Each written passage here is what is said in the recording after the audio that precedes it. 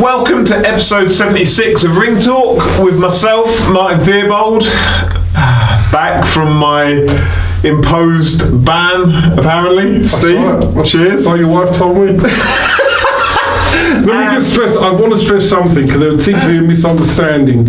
People thought he was looking at dodgy stuff. There's no misunderstanding. You came on here and said... No, but people thought you were looking at stuff that you would be arrested for, which is not true. It was just What was I looking at? It was just normal stuff, Just apparently. normal stuff? Just normal stuff that a lot of the adult population like to look at. None of this happened. None of this happened. I got texts saying like... Come on. Oh, Steve's such a bastard.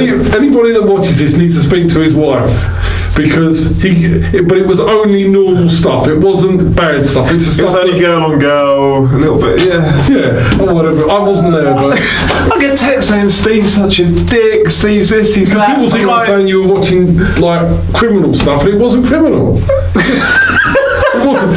So I don't want to. Yeah, that's. But listen. A lot of people we draw a line under it. A lot of people watch it. You just got a call. Yeah, move on. Yeah. Let's talk about boxing.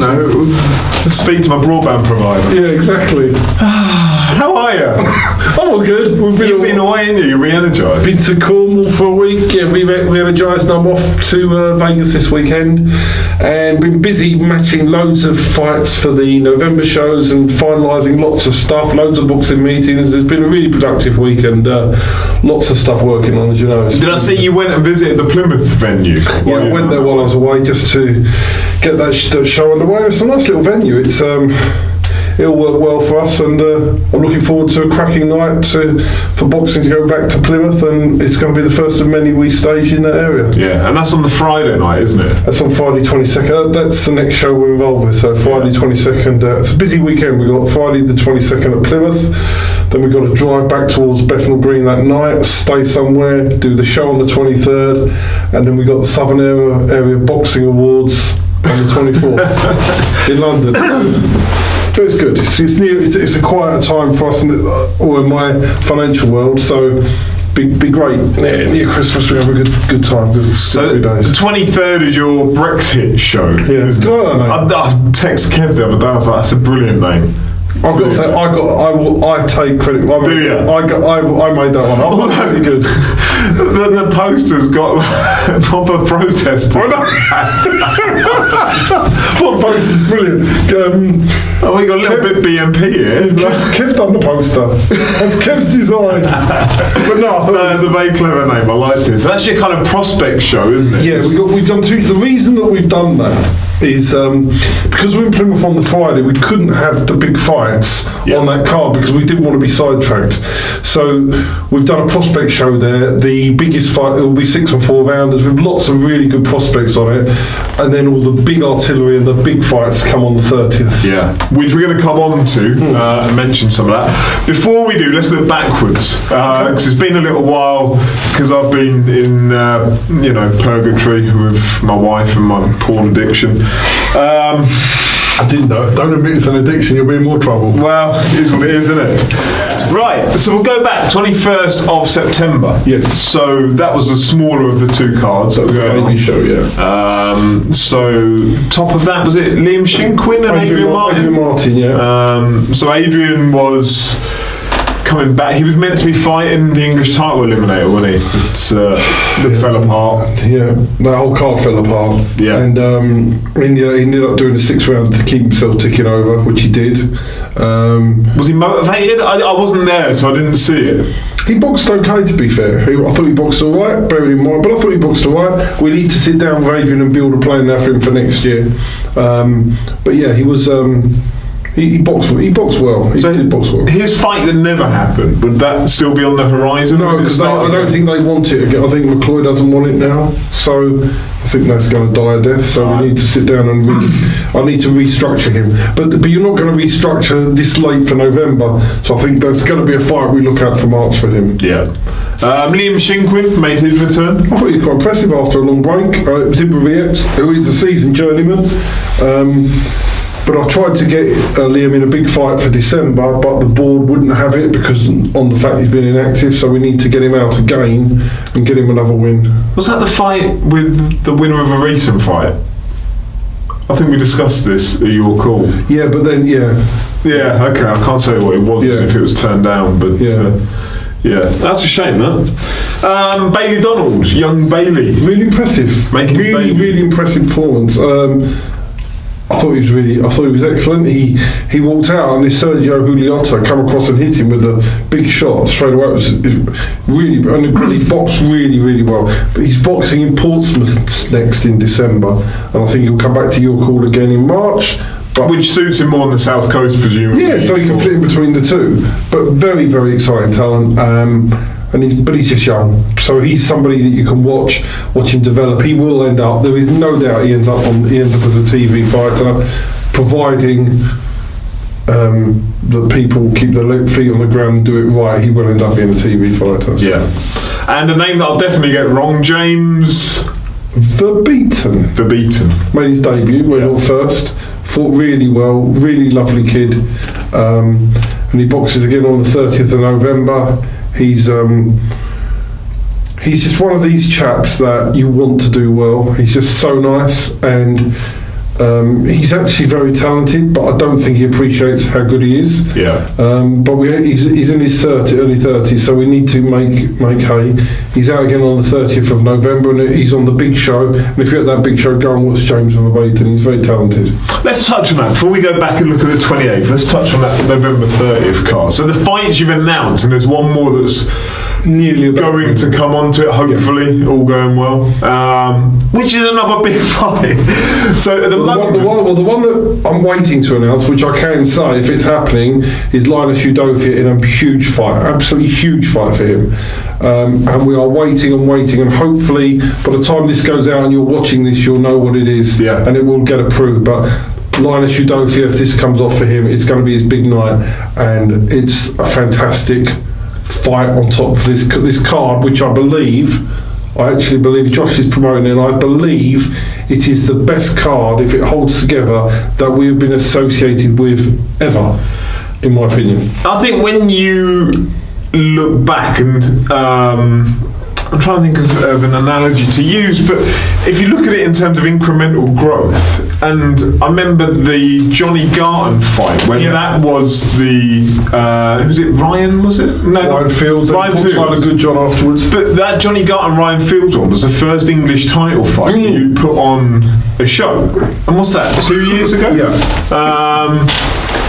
So in 2 years, or roll it back 2 years, that was the first one. Now you've got a show that could have three, has a minimum of two possibly English three title fights, plus a Southern area. So you've got Echo Esserman versus Curtis Felix. Two undefeated fighters, champion challenger, absolute cracking fight to come. And Curtis, the way that he went out in his last fight, and like his work rate, his power, his stamina, all those things, like on top of his skill set, was phenomenal. Is he going to be moving in with Barry O'Connell again? Barry and Curtis will be. Has he cleared the spare room? Away goes Curtis. Curtis it's great to give him this opportunity, and it's a fight. Listen, for him, he's 30 years of age. It's make or break. Echo Esserman, top prospect, ABA champion, highly regarded. But he's coming into Curtis's backyard. Curtis has everything in his favour, and we just hope he's going to be good enough to do it. But he's got a very tough ask. But it's two undefeated fighters going at it for an English title, and it's a cracking fight. Yeah. So you've got that, which is two undefeated fighters for an English title. You've got Liam Dillon versus Yusuf Kamari for the English super featherweight title. Two undefeated fighters. Which, that's a hell of a fight. You've got the skills, and I think we said it before, the question marks over the power of Yusuf, but the skill set, the natural ability and charisma in the ring against the work rate, the squat power of Liam Dillon. Brilliant fight. But for both of them, that's going to be bull and matador. I don't like these. I would never have made that for a Southern area, but for an English title, you've got to let them go. They're 23 years old, both of them. The winner has got a big opportunity. The loser will come back, and both of them will be English champions. Both of them will be English champions minimum. So I don't think there's any harm for the loser, and I think sometimes that's a fight where there'll be no loser. One will progress further, but the other will come back. So I think they're both English title level. and beyond. So it's just a cracking fight, and it makes sense for both of them. Yeah. But again, that's the second battle of the undefeated. Yeah, and I can foresee that being a bull and a matador, in Liam looking to come forward and pin Youssef into awkward positions, Youssef having to use his boxing brain to find a way out of them, and whether he can do that effectively For 10 rounds. Yeah. What a fight. And then the other undefeated fighters. So you got Ryan Walker. Well, he's lost one. Bollocks. I've ruined the undefeated streak. But he's 9-1. Yeah, he lost to Ramon Balazzo, of course. Yeah. But he's taken on Peter Murga, who's 5-0. Yeah, who is Mark Murray? Mark Masso. Sorry, Mark Masso's fighter. So you've got a cracking fight there. It's Mickey Moo's fight against Mark Masso's fighter, 9-1 against 5-0. I mean, come on, it's a great Southern area. It's a great fight. Yeah. And I spoke to people today. Sam Cox was up here today, he sparred both of them, and he was saying what a great fight it's going to be. So that's great. And then you've got on top of that potentially the Linus Udofia fight, which is a fantastic fight. Yeah. If that comes off, I mean, my God, if this holds together, and hopefully it will, that's a fantastic end of year. That's an end of year that. If that doesn't sell out, I give up. If the doors are not fully closed and tickets are sold out at least a week before, I will be astonished. We're having to limit boxes on tickets for that show. It is going to sell out. So that is November 30th. So if you want to come, get tickets now, because I promise you there will be no tickets left, I would say, in the next 3 to 4 weeks. Yeah. And I know what the Linus fight is, and it's a cracking fight, and it's his big breakout opportunity. He'll sell loads, Linus. Yeah. Be so many people want it, because so many people want Linus to succeed, none more than me. But he's got so many people behind him. Everybody's going to want to come out for this fight for him. Yeah. And I was saying to you off camera, actually, when I saw you'd added the Ryan Walker fight onto this, I assumed you'd moved the Linus date somewhere else. I didn't think you'd put that alongside all the other fights that were going on. That's not to kiss your arse about it or anything. That's how boxing works. I thought, as on the 30th of November, I'm going to be a boxing fan. I'm just going to switch off. I'm just going to sit there and be a boxing fan. Yeah. Because to me, I honestly can't think of a better show, and I take all show, of a better 4-fight top of the bill show. Listen, you can match 2 fighters together and they're going to be negative and boring. I mean, with all due respect to the Tyrone McCulloch fight on Friday, that was pretty hard to watch, right? But a good fight on paper. But we're talking about here 4 fights that are going to be incredible to watch. They are going to give people value for money. If there was one of those fights on, but you're going to have 4 if it holds.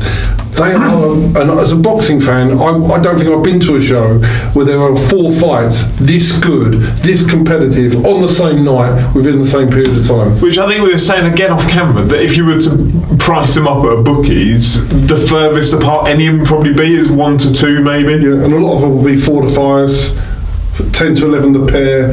You know, they're so close. I could not bet on any of those 4 fights with amazing confidence of piling on. I obviously favour a few fights in the card, but you can't say that's an absolute certainty. That you don't get fights like this, 4 fights on the same card with the same competitiveness. It doesn't happen. And I realise it's a while away, and I realise it's Josh's card, not yours. Is it likely that you'd run the 4 fights back to back at the end of the night, or would you separate them out? No, I think we'll run them back to back. I love it when you do that. Just go bang, bang, bang, bang. That makes it special when you end up with that. 4 fights, end of the night, back to back. Yeah. That's why we're going to do that, Carl. Yeah, like the K and the Ramez fight. That's what I said to Josh. That's what we're going to run them back to back. A big night. Because everybody knows they're all coming all at once. It's just going to be an amazing end of the night. Yeah. Haven't worked out the order yet, but there'll be 4 back to backs. As soon as I found out about it, I had to turn my laptop off, text my wife and say, sorry. That night I will not be watching any dodgy stuff. I'm going to be at the boxing. Yeah, November 30th, so I've booked myself in. That's all good. So anyway, that's November 30th. We'll touch on that a lot more as we get nearer to it. September 28th, so let's go back to that.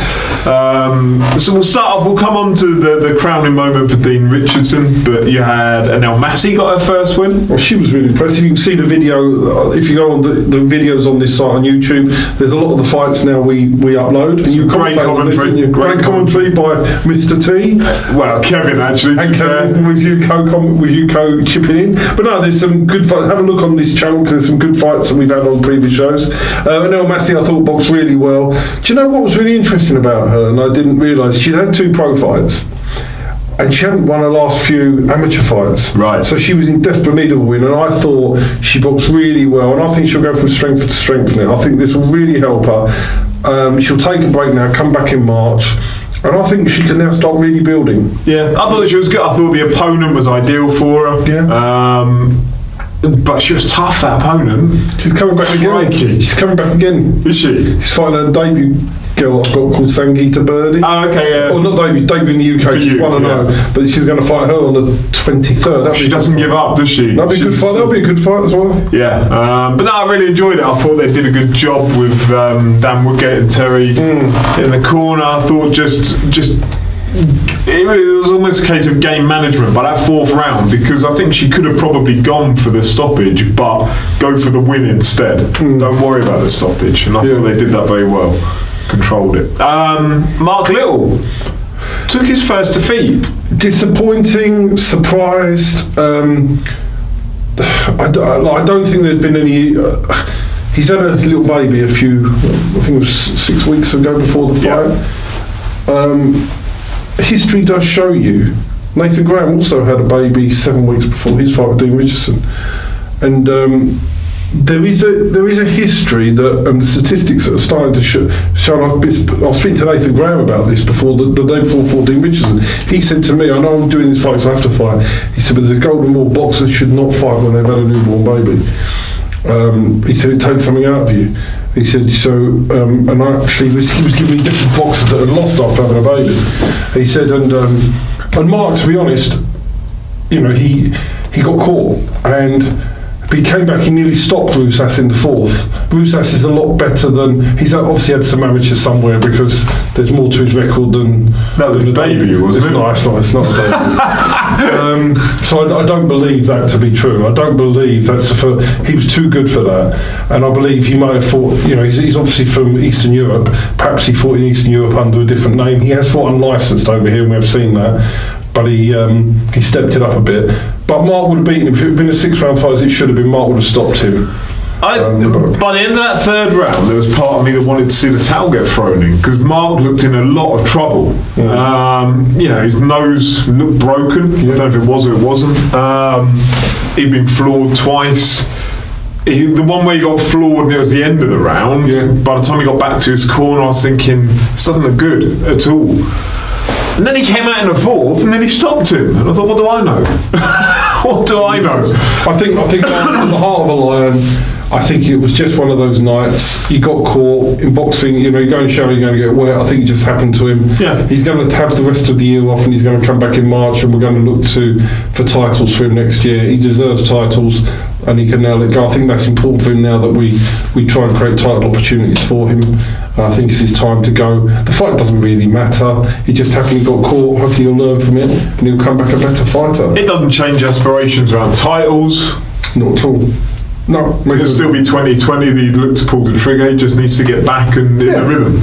Yeah, that's all. It's all the end of the road for him, and he can have some good time with his family. He's got a lovely family. He can spend some good time with them, and he'll come back even stronger next year. I'm totally convinced. And it's interesting what you say about having a child. Like, you've had kids, and it's long enough ago that you probably forget how hard it was. But mine are a lot younger, and I remember. I'm still going through it now with the youngest at 4 years old. You have nights where you don't sleep. But Nathan said what it is. You have the baby, and you've got this emotional thing that happens to you that having a child can never be repeated by anything else. And you come from this hard man who's trained to fight. You've come to this loving father, this loving this, and you want to show love and you care. You've lost that thing has come away from you, and it takes a while to get it back. And that was what I found really interesting. Yeah. And he said that's one thing boxers should consider packing up for. When babies come, you're not the same, but you're definitely not the same in the early stages afterwards. Yeah. I remember when I had a couple of white collar fights, and I remember saying to my missus then that I don't know what to do on the day of the fight because I don't want to be around you. And like, this is a white collar fight against someone else who's, you know, who's equally shit as I am. But I don't want to be around. I need to be in like a mindset where I'm going to go out and have a fight, not a mindset where I'm out with you and the kids having a walk in the woods or whatever. I need to switch it somehow. Multiply that 1,000 times for professional that's going in with something on the line. And yeah, then add in having a newborn baby to look after, and everybody turns into that doting father, no matter how hard you are. That's different. It's really interesting. So something I would also think about when I know that one of my boxers is going to have a baby or family, I think it's something that now I'm going to have to discuss with them and try and put them off boxing a certain time after they have a baby. There'd be a case study this. Menzie versus Campbell. Good fight. Good fight. Justin won it on by a round. How did you score it? I had it to Menzie by a round. It was very, very close. I had Campbell winning the first, especially with the knockdown early on, first 3 rounds. Then I had Menzie winning the last 3. I think I'm on the commentary for that as well, so you can go back and relive it if you like. But I certainly remember I had Menzie winning the fight. Very close. By the end. Do you know the thing was, when I went in the ring afterwards, I told you, Justin was going, fuck this, fuck that. He thought he'd lost. He thought he'd lost. As in, he thought his performance wasn't good enough. He thought he'd lost. He goes, I wasn't good enough, I lost. I lost clearly. I said to him, I don't know what you're watching, I don't think so. I think it's very close. I wasn't sure who won. But I thought, why is he going around? But I said to him afterwards, don't ever start believing that something like that. I don't know why he thought he'd lost that clearly. No, I thought he'd lost the first couple, certainly. Just his fundamentals weren't there. But Campbell was making advantage of his natural ability of like using the longer jab, keeping Menzie away from him, and then Menzie started to get in his stride by about the 3rd, 4th round, and really started to get the success by then. And it seemed by the end of the fight, to me, Campbell had forgotten what made him so successful at the beginning of the fight and was playing into Menzie's hands. I think that's fair. But it was a good fight, and but Chavez he can come back from that. There's no, he'll come back from that. I know he wants another fight this year, another 50-50, but 50-50s aren't easy to make. You need 2 fighters who are willing to go in, who want to do that. So they're not. You can't plan a fighter's career around 50-50s like you can when you're building them as ticket-selling home fighters. It is harder to do that when you've got people that are 50-50. So it's just how it is. You have to wait, and it can be a bit stop-start until you get to enough fights to go and do titles. So. But fair play to Chavez for taking that so early in his career. Totally. Jose Lopez made a return to the ring under the watchful eye of Terry Coulter. Yeah, I thought he got stunned. He did, didn't he? Got stunned, and that changed the fight. It changed the rhythm and the. He looked very good and then he got caught, but he won the fight clearly. He's coming out again at the end of November, and then he's going to be looking to go into the title mix next year. I was chatting with Terry Coulter before the fight, and I said to him, I've always seen something in Jose. I don't know what it is, and I don't think we've seen it untapped, and I don't think we've seen the full potential, but there's something there with him. He's a talent. And Terry was in agreement. He said it was the Waddy Camacho fight that gave him the belief that, he was in Waddy's corner that night, but saw enough in Jose to think, you've got enough to go and do something in this sport. He's very talented, very, very talented. But next year is going to be his defining year. He's going to have to, probably similar to Mark, can they break out? Against one another.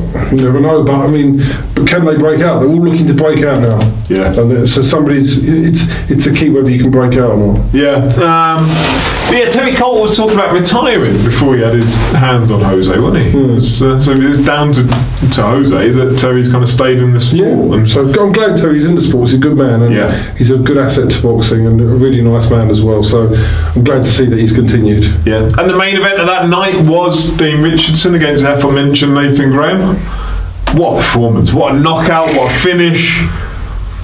I don't think, to be fair, the fact Nathan had a child had nothing to do with the punch that caught him. That was just a brilliant execution by Dean. Yeah. Obviously, we selected Nathan as the guy we wanted to box. We went and grabbed Nathan. Nathan was he's a good man, and he stood up and took the fight, and Dean was able to win the title. But I'm delighted for Dean. He moves on. We're going to be looking to do a voluntary defence of that title, Right. which is something we've agreed in principle, just working on the finer details, which should be a really good fight. November 30th? No. Just chuck it on. No more this year. Why not? No more this year. Dean's fighting on the 23rd. He's just doing a 6 rounder, doing a tick over, and then he's going to go for a defence of the title. So I'm looking forward to that for Dean. But no, he's really tough. But again, he's quite young, still young. He's 23, but we've guided him through perfectly. And what's great about them is they just let us get on and do the.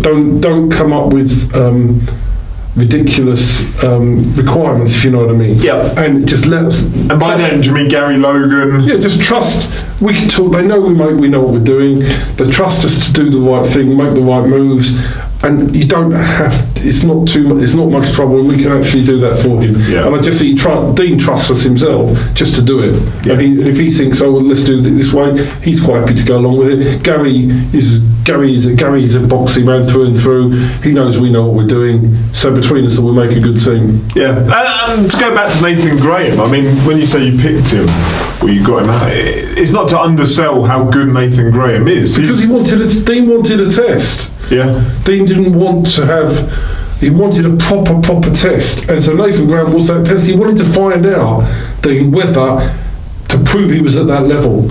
And Nathan Graham is a proven former champion. That's why we picked him. We didn't want somebody that had a 7-0 record of beating absolute nobodies, and it was a false win. He wanted to he wanted to claim the scalp of somebody who had Legitimate. that level. Legitimate. Nathan Graham is a legitimate Southern Area champion. And he's been up through the weights and down through the weights as well, and he's... The weight disparity, that's never happened to Nathan Graham before. Yeah. It was a hell of a shot as well. Go and find the video, go and watch it. Exactly. It won't take you long, it's only 2 rounds of action. Yeah, but it's all on the go and have a watch of it. Yeah, it's well worth it, well worth it. So congratulations to Dino. Our newest champion. So yeah, is he going up on the wall upstairs? he will be. We've got the picture ordered now, and so we've just got some other ones from all the September ones will be up on the wall within the next week or so. So that'll be moving on. Kate Prosper winning the English is up on the wall. So it'll be up on the wall next week. So it's brilliant. And it's good to see Brian G in his corner as well. You know, he goes back through the days where he was training with Brian O'Connell. Yeah. Barry O'Connell. And yeah, to actually see him in there and helping That's out. great for Dean. He's been with us since the start, and he came up to us as I think he was 19 at the time. Did he drive his cab up? No, he was not when he's 19. He came up with Dan Keenan at the time. They both came together, and Dean was the biggest thing. I don't know if I could sell tickets. I'm not sure. He sells loads of tickets. He must have done 150 that night. Easily, and but he was wide, but he's worked on it. His mum is fantastic to deal with. His mum's one of the nicest people you can meet, and Isn't his sister quite involved as well? his dad was there. It's just really good family, really nice family, and his mum handles all his ticket money for him. You know, whenever he does his ticket and pays the money in, we don't even check it. She just writes it all down. It's all pre-done. It's in an envelope. We don't even have to check it because it's so. She just does so perfect. She's such a lovely lady. What a help that is to a young fighter. You don't have to To worry. have someone handling all of that for you. That's great. His mum's fantastic. She's just a great, she sent me a text and she was so happy afterwards. But she said she was so nervous watching it, she's done how she'd cope for 10 rounds. But she didn't have to cope for 10 rounds. But, we just got to take our time. He's still only 23. I think he's 23. We just need to do it right. And that's what we're going to do. Do you think his CV will start to scare people off? Oh, yeah. Oh, yeah. Yeah, it's going to be difficult to find those willing opponents as the No, levels. I've got one. Okay. We've got one. I'm Not going to be easy because other people are running they're running a million miles from him. Yeah. But no, we've got a willing opponent. I saw someone put Conor Benn's name against Dean the other day.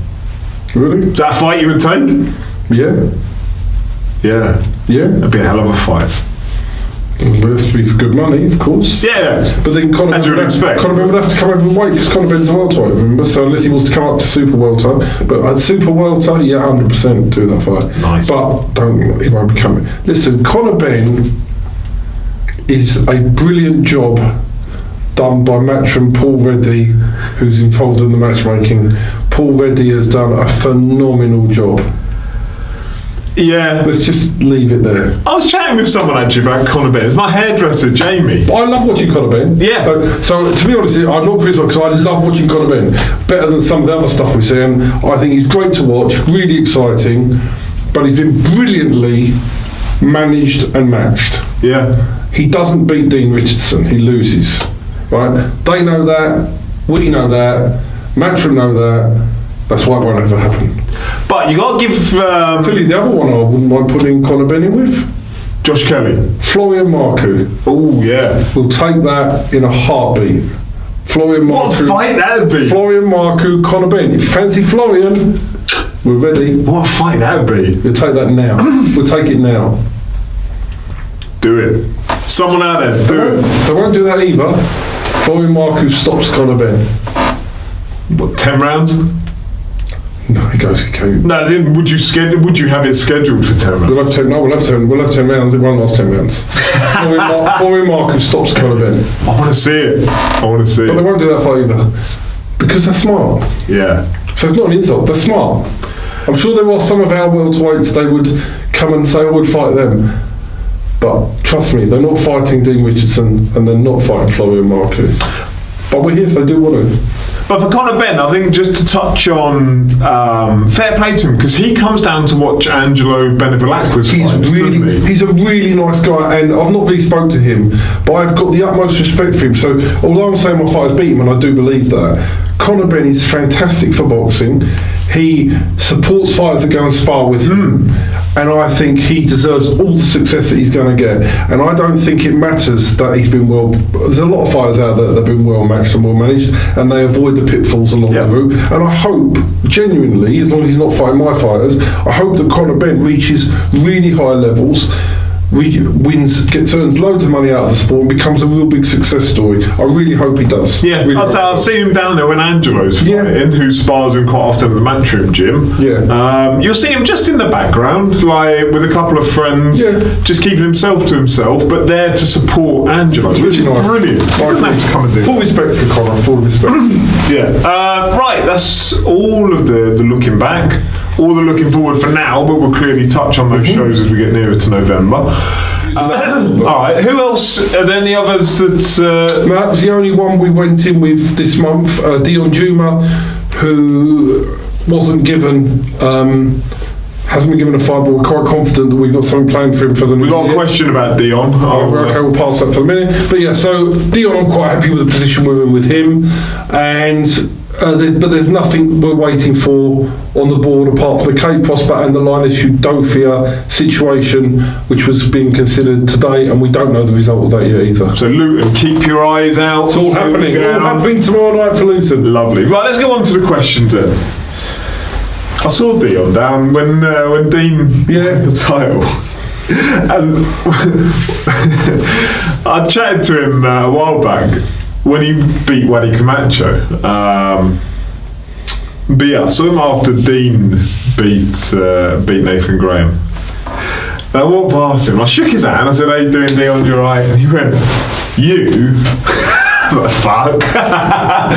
He said, "You are the most cynical commentator about my size, blah blah blah." And I was like, yeah, I banged to rights, to be fair. Like, I've questioned whether Dion was big enough to be a cruiserweight.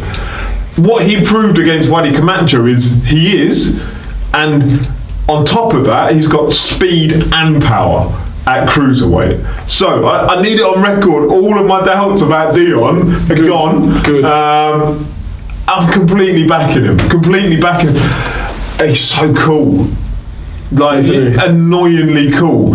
I said to him, how are you recovering, what have you? You know, you're alright. And he went, "Recovered from what?" It's like, wow. So yeah, on record, I've got no doubts about Dion Juma, fully back him. I don't feel I was wrong to have doubts about whether he was or he wasn't. It's a legitimate doubt, and I think until he beat Waddy, people could question that. They can't question it now because Yeah. I also don't think he was wrong to be pissed off that I might have had doubts about That's it. fair, So you want somebody to be pissed off that people doubt him. Yeah. He's full of confidence. He thinks he beats Riakporhe. He thinks he beats, the only one you'd have to say of the British heavyweights I wouldn't want to see him in with is a Coley. I don't want to see a Coley with anyone. No, but we're not going to be fighting a Coley. But I don't really want that fight because a Coley's just so awkward for anybody to fight. So leave a Coley out, would fight anybody else. And he's moved on to European now anyway. Let him go. We'll follow through after we win the British. So, UK Boxing 11 on Twitter saw Hearn actually mention Dion Juma's name for the first time ever when being asked about current British cruiserweight scene. Could we see Dion get a breakthrough on TV at last? Right, let's go for this. Eddie Hearn does not and has not wanted Dion Juma anywhere near Sky or Matchroom. Right? They're fighters, not... More anywhere near Sky or Matchroom. So okay. Just don't want him. He was on the Matchroom show at the Copper Box once before when he was with Sauerland's fighter. But Matchroom have shown no inclination to put him. So I presume it's against their fighters. So as Dion's manager, what I've had to do is force him through a set of circumstances and force them. You have to talk about him now because he's there.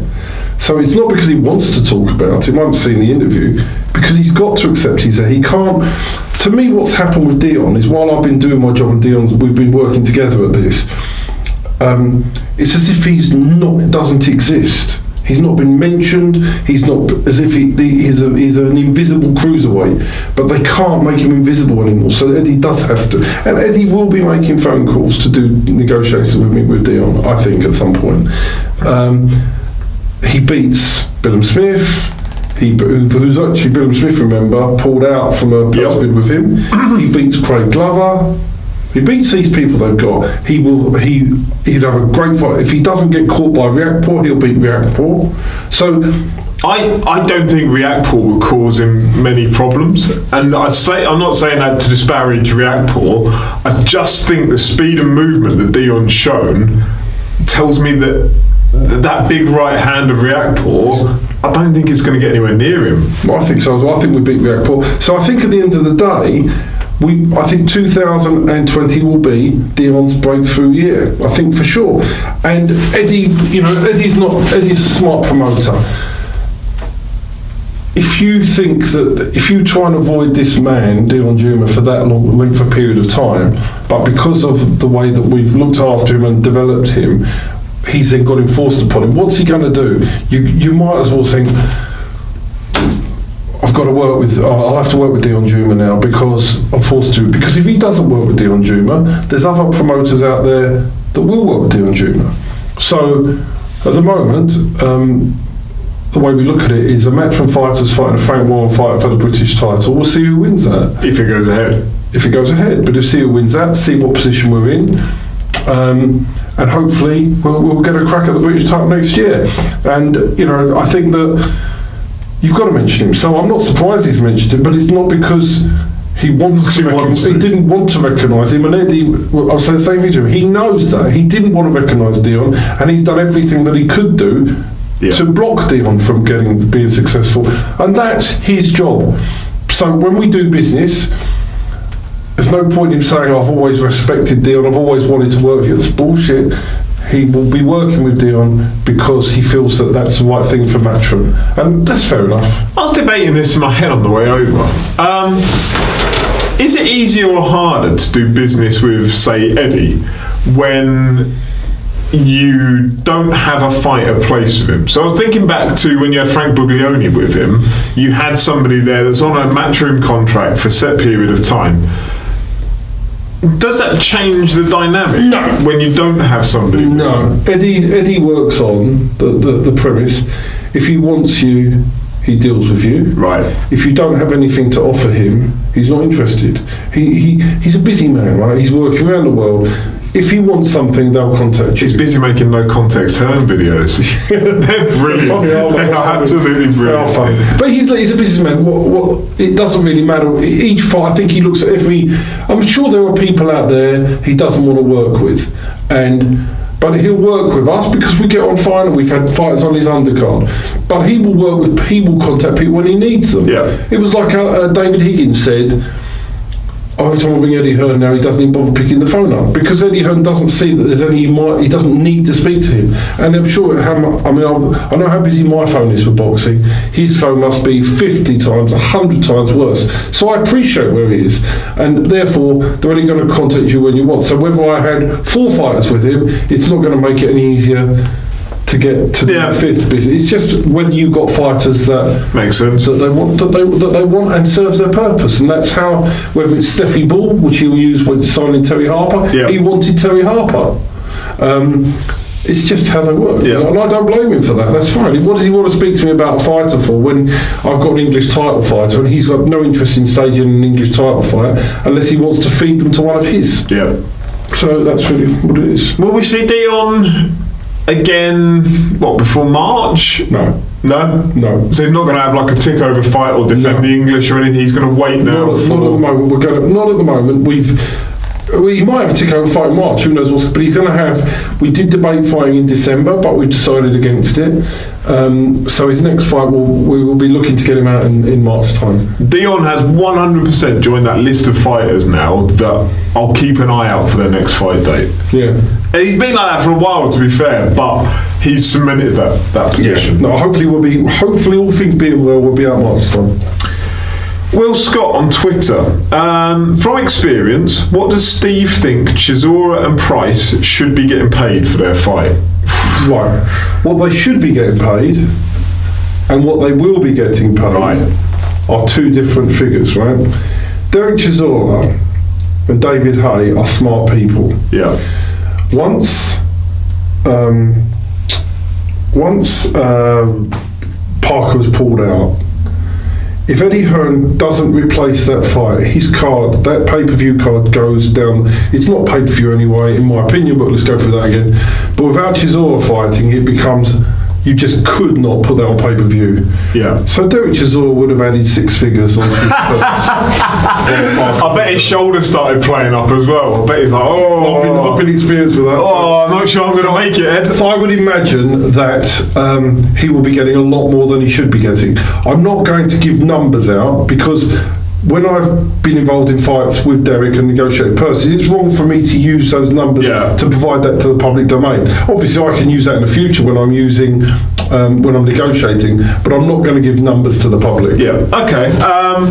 What do you make of David Price taking the fight? Because it was only last week or the week before where he was doing an interview and he was saying, after that Dave Allen fight, I've almost had an opportunity to reset my career, look at it slightly more holistically and start to plan where I can position myself to get the best fights for me rather than taking opportunities at short notice.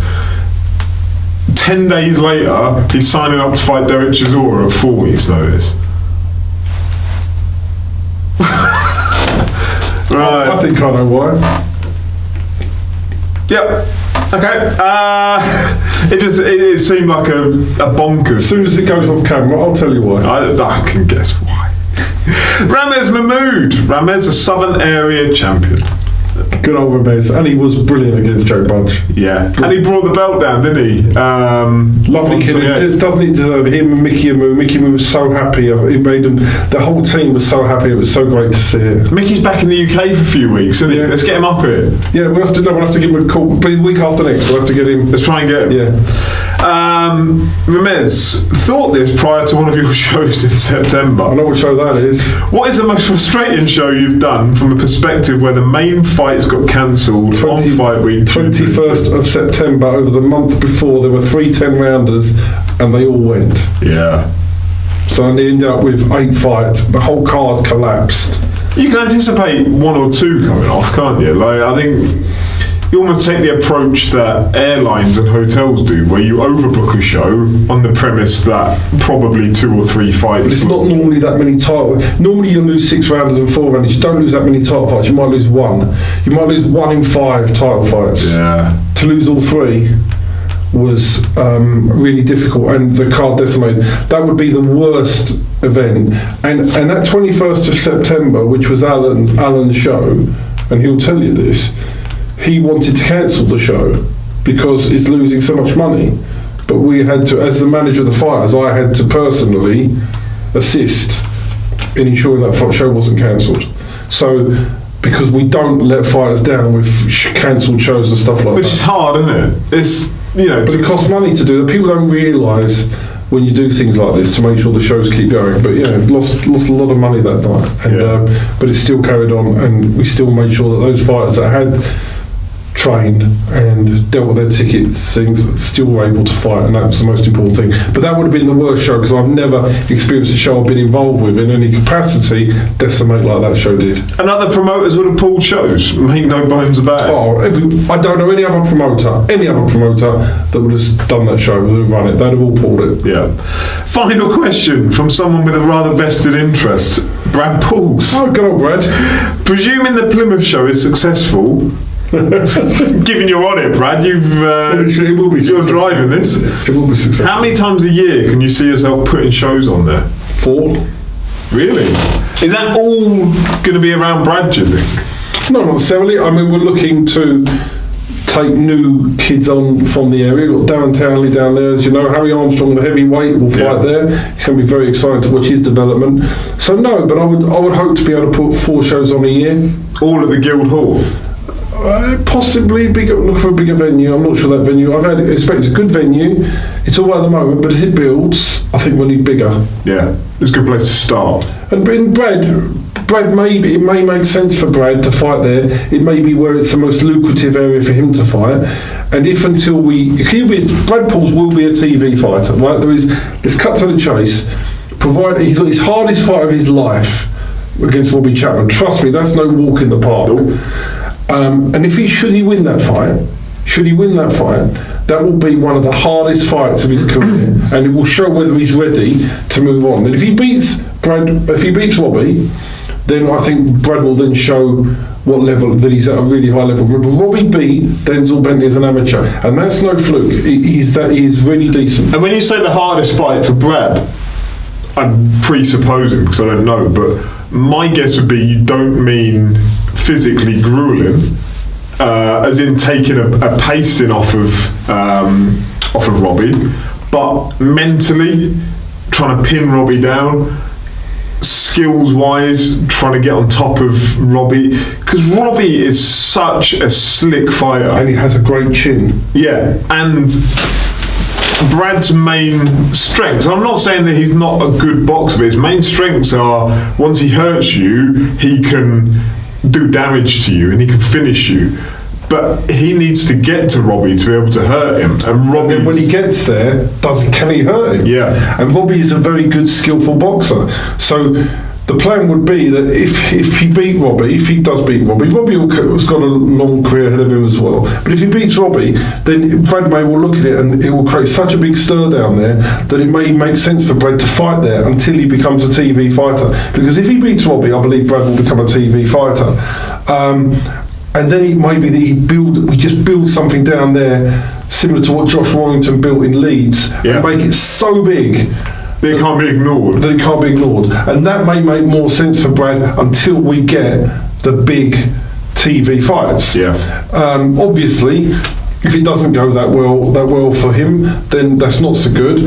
But in the area, we will continue to promote. But the plan is, I would say, 4 times a year. Excellent. That'd be good. So it's good down there as well. It's quite a lively little town place. Is it? Yeah. I've only been there once. That was about 15 years ago. That was alright. Quite liked it there. See, it's quite water-based, isn't it? Yeah. That was good. I enjoyed it. The venue's good. The venue's really, really good. And it'll be exciting. It'll be an exciting night. I'm looking forward to seeing all the Plymouth boys that we've signed. I'm looking forward to see Harry Armstrong fight. Yeah. I'm looking forward to seeing Konstantin Ursu, who, remember, was 112 out of 120 amateurs he won. Looking forward to seeing him fight. I'm looking forward to seeing a lot of them fight. One thing's for sure, this will sell out. There will be no tickets on the door in Plymouth. Yeah. It will sell out. So if you're watching this, buy the tickets from the boxers or the box office, but buy them now. This will sell out. What's the capacity there? About 700. Of which I'm fairly sure Brad will be confident of. He sold 100 already. Yeah. Text me today. He's only had the tickets for 2 days and he sold 100 tickets. I was going to say, I reckon he could probably be confident in himself of doing 50%. Yeah, we can't have 50%. The other boxers need tickets. Yeah. But then if those other ones are selling short, I'm sure Brad would happily hoover them up and sell them on. Yeah. So that's going to be a hell of a venue, a night, an event. That's going to be a great night. And Robbie Chapman, trust me, is a great fighter. People should not look past Robbie Chapman. He is really, really a live opponent for Brad. Yeah. Live. Really live. And cool dreads. And a great guy as well. He's such a lovely bloke. I said we'll go and do a little head-to-head with the pair of them. That'll be quite comical, wouldn't it? So because they're both such nice lads, but we should go and do it in their gym. Yeah. Get in one of their gyms, get some of their gym mates around them to stir it up a bit. Piss them both off. It'll be quite good. But no, they're great guys. They're both such nice people, and I like both of them. But for them, it makes sense for both of them to do this fight. Yeah. And so we've spoken about this, and it makes perfect sense for both. Awesome. Right, we won't be here next week because you're off to Vegas. But we'll be the week after, and we'll be able to talk a lot more information, a lot more things will have happened by then. The board stuff would have fallen out November 30th, all being well, would have got bigger. Should have some news about Florian Marco and where he goes next, which we'll be able to talk about next time. He's going everywhere. He's going everywhere. Yeah, awesome. Right, so we'll see you in 2 weeks. Until then, be good. Don't get caught watching stuff on the internet. I found, the hard way. Don't not get caught because Steve will still make up something anyway. God, he sounds like Boris Johnson. He's short and white. Right, have a lovely couple of weeks and we'll see you then. Cheers.